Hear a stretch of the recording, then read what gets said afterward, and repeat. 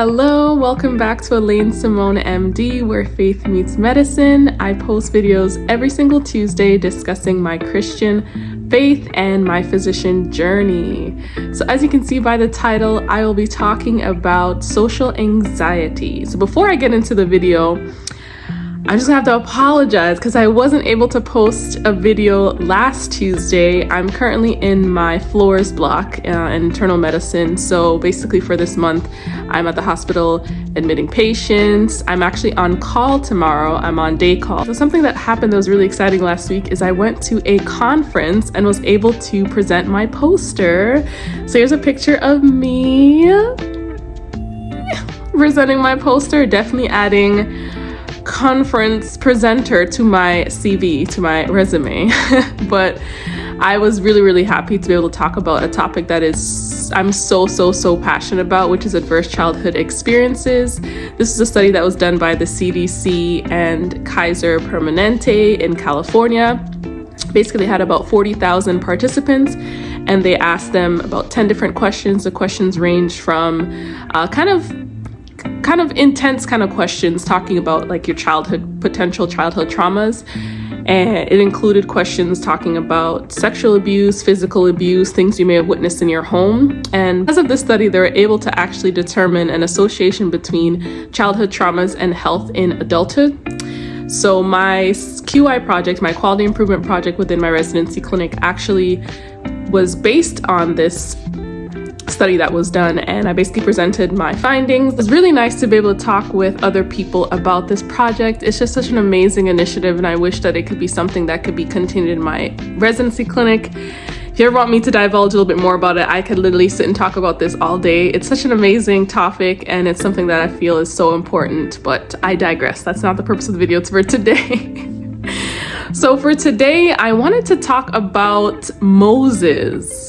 So we all know Moses as the prophet that, by God's grace or through God's ability was able to part the Red Sea. We know him as the prophet who participated in those different miracles and different, like being able to take the rod and it turned into a snake, and the locusts and all these different things that went on. And, I don't know if you watch Fresh Prince of Bel-Air, but let my people go. Okay.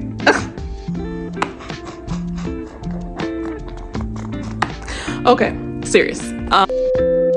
Exodus 4, verse 10 to 12, NLT version. But Moses pleaded with the Lord, "O Lord, I'm not very good with my words. I never have been, and I'm not now. Even though you have spoken to me, I get tongue-tied and my words get tangled." Then the Lord asked Moses, "Who makes a person's mouth? Who decides whether people speak or do not speak, hear or do not hear, see or do not see? Is it not I, the Lord? Now go. I will be with you as you speak, and I will instruct you in what you say." So the reason I wanted to share that scripture is because unbeknownst to me, I was actually struggling with social anxiety. So let's actually start off with a definition. So this is taken from the DSM-5. DSM stands for the Diagnostic and Statistical Manual of Mental Disorders.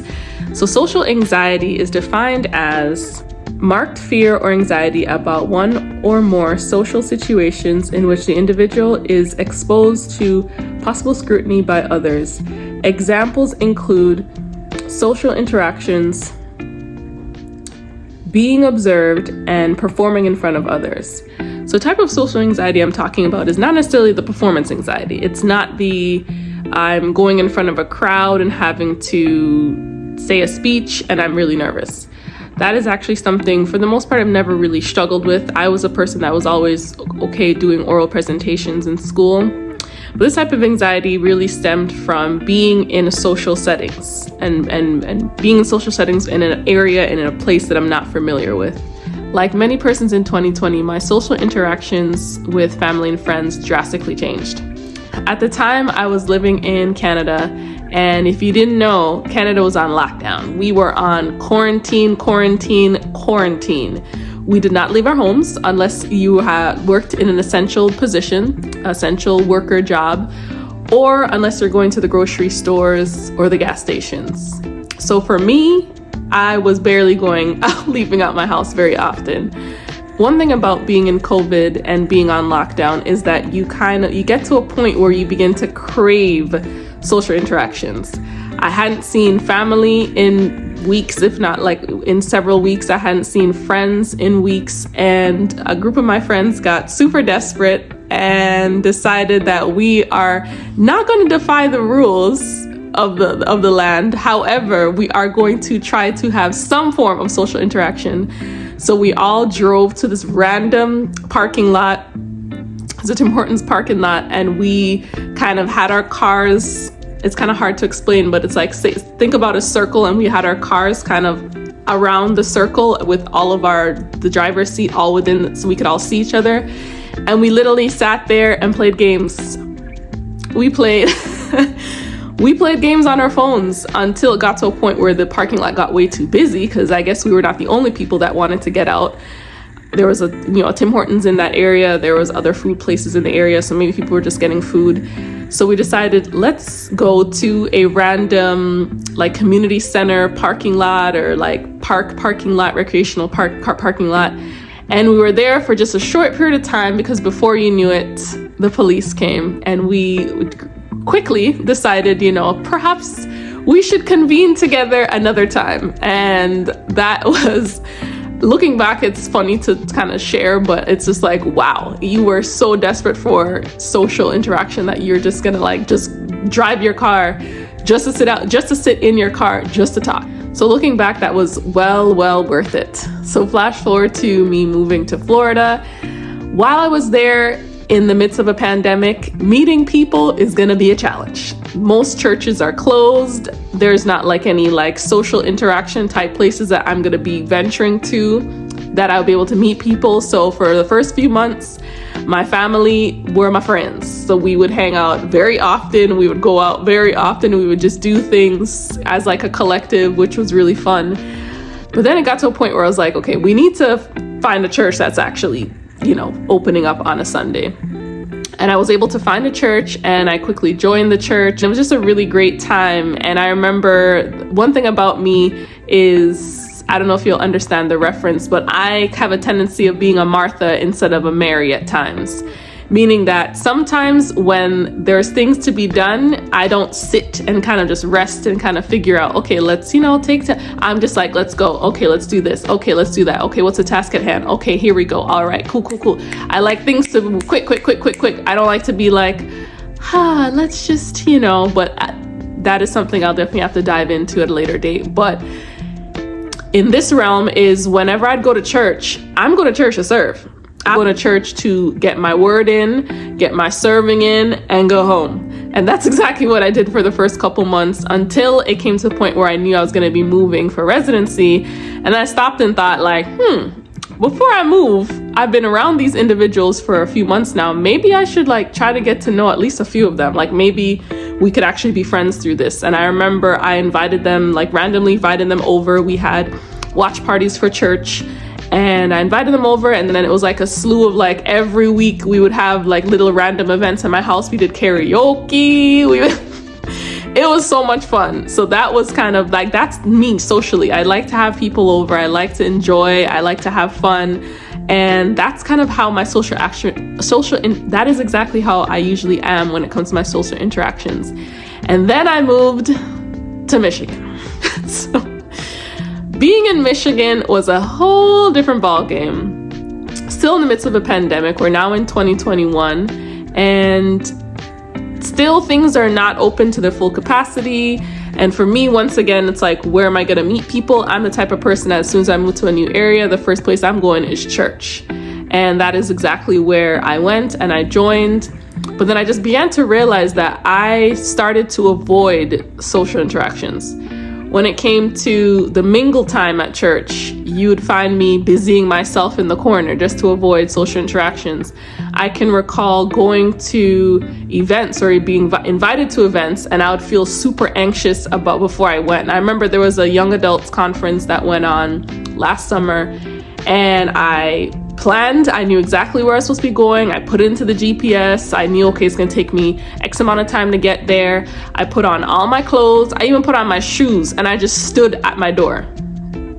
just stood there, like as if I couldn't move. I just was completely overwhelmed with anxiety. And I'm like, this is shit. Like I literally just stood there for about 5 minutes until the point that I was just like, okay, maybe if I sit down and then, like check to see how far it'll be, like I could eventually get myself together to just go.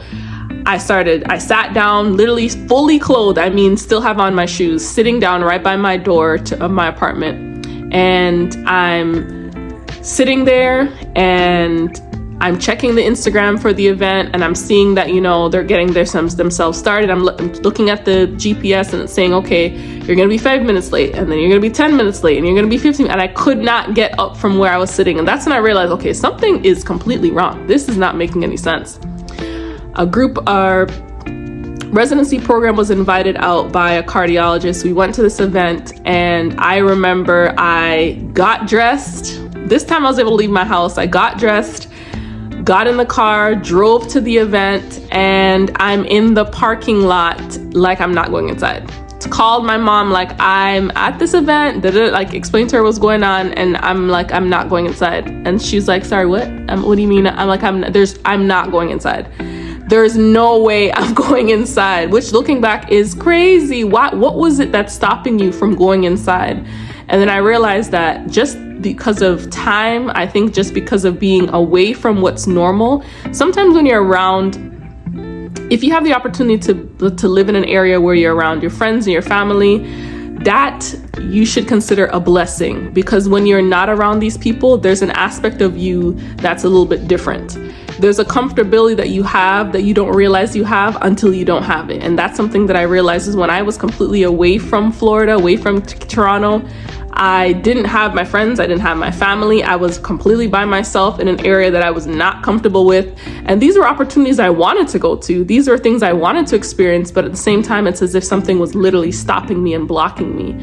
So I share this story because it reminds me so much of Moses. Moses was a man that, my goodness, God literally showed him so many different things. He was walking and saw a burning bush, and through that burning bush is the first time that God actually spoke to him. And one of the first things he said after talking with God was that he's not able to speak. Like, I stutter, I have a speech impediment. And that was what he was thinking about. When God was saying, I have this amazing thing for you to do, the one thing he began to think about is his lack, areas of his life that he didn't feel like he was enough. Or he literally, even later on in that same scripture in Exodus 4, he basically says, use this person instead. Like, don't use me, use this person. It is so interesting and so unfortunate that is something that we do very regularly, where God will say, this is exactly what I want you to do. This is where I want you to go. This is what this is who I want you to be. And because of what you think, and because of what you ponder, and because of all these different doubts that you have in your mind, you second guess yourself so much that you second guess yourself outside of the blessing. Because there's amazing things that God wants you to do. There's amazing things that God is trying to do through you, and he can't do it if you are the person in your own way. Because sometimes we look at situations like, well, if this didn't happen, if this person didn't do that, if that situation happened, that's one thing. But it's a whole completely different thing when you're the actual blockage in your own life. And that was something I was realizing. I'm like, this is getting to a point where I'm limiting myself, and I'm not allowing myself to be able to experience the trueness of who I'm supposed to be and where I'm supposed to be in life if I continue on like this. What stopped me in my tracks is when I had to sit down and really think about who I am, and most importantly, whose I am. And I had to realize that the mannerisms that I was acting in, it was not me. I'm not a person to be so afraid of going outside. I'm not a person that's afraid of talking with people. I'm not a person that's afraid of doing something and trying something new. I'm the person that goes on the highest roller coaster and like 3 times in a row. I'm the person that wants to, jump out of a plane and snorkel and I'm not a fearful person. So I know when fear comes about, I know there is no way that is of God, because God did not give us a spirit of fear, but of power, love, and a sound mind. So after missing countless events and great networking opportunities, I came to a point where I had to look to myself and I had to say, self, we need to figure something out. And I remember crying out to God saying, I can't do this anymore. I don't want to be this person. This is not who you created me to be. And this is not who I am. There's a drastic shift of who I was at the time and then who I know I'm supposed to be. So the reason why this even resonated with me even more is more recently experiencing the conference. I was a presenter at a conference where I had to stand in front of strangers and tell them about a project that, although I'm passionate about, I have to also be convincing them how great it is. And how would I be able to do something like that if I'm so fearful about speaking, fearful about putting myself into uncomfortable social environments? It wouldn't have been possible. I look back and I'm just so grateful to God that He allowed me to have my Moses moment, but also redemption in that moment, to not say, choose this person, pick this person. No, God, if there's something you desire from me, if there's a trueness and there's a person that you desire for me to be, I want to be that person. I don't want the blessing that you have for my life to be passed along to somebody when you desired it for me, only because I got in my own way. Whatever blockages that I have in my mind, whatever doubts that I have in my mind, that there's something that about me that is not sufficient to get me to the place that I want to be, remove it. For me, it was being socially awkward, socially anxious, which is something that I'm so grateful to God that I've been delivered from. I had to pray and pray and pray and just constantly remind myself that this is not who you are. You are fearfully wonderfully made, meaning that you are feared. You should not be fearful. That's a completely different thing. And that is something I had to be constantly reminding myself. So now when I look back, especially the past couple weeks, I'm in awe of myself. There are things that I've done the past couple of weeks, maybe even the past 2 months, that I never would do before. I remember I even went to a vision board party just off a whim. It was a Saturday afternoon. I saw this event and I was like, you know what? I kind of want to go. I've never done vision board, the more modern version of vision board parties. I've heard of vision board parties. I've kind of seen vision boards here and there, but I've never actually sat down and cut out visions of what I would desire for my life. That's not something that I've done before, and I really wanted to do it. So I was like, you know what, let me get ready, let me go. And I remember this time I parked out, and a part of me, I was kind of like, but this time I didn't have to be coerced. This time I didn't have to be pushed. This time I didn't have to be forced to go. I was like, I really want to go. And yes, it's going to be in a brand new kind of environment with me, going to be meeting a whole bunch of people, but this is okay. And looking back, I have a beautiful vision board to kind of remember this moment from. And then since then, I've just had so much other instances of being able to put myself out there. And I'm so grateful that I did. Looking back, I'm like, I would have missed out on so many things just in the past 2 months. And then when I think about the past almost 2 years of opportunities that I've missed out on, I'm like, why? Why? But it is okay. I'm definitely making sure to take up all the opportunities that presents itself now. Even being chief. I'm the chief resident for my residency program. I'm a PGY2 family medicine resident, and I have to do a lot of speeches. There's a lot of admin work that goes on in the background, but there's also a lot of in front of people work that I have to do. So I'm just grateful that this is something that I can truly say that through God I've overcome. I'm grateful for the story of Moses to see, because it really was a mirror for me to show, that's exactly how I look. Because sometimes I look at certain scriptures in the Bible, certain stories in the Bible, and I'm like, I would never do that. That is not me. There's so many instances. I don't even want to talk about Eve. We'll leave that one alone. But there are so many instances in the Bible where I can say, I would never. And it's like, really now? These individuals are humans just like me, just like you, just like us. They made mistakes and they saw themselves in a light that they, for whatever reason, believed, and that was not their true light. That was not their true selves. That's not the selves of who God actually wanted them to be. So I really hope that encourages you. I really hope and pray that the areas that you see lack, that you will truly see God, because it's in our lack, it's in our less than, it's in our weaknesses that God gets the glory. So I hope you have an amazing day, an amazing remainder of your week, and just remember that with God, all things are possible. See you next time. Bye.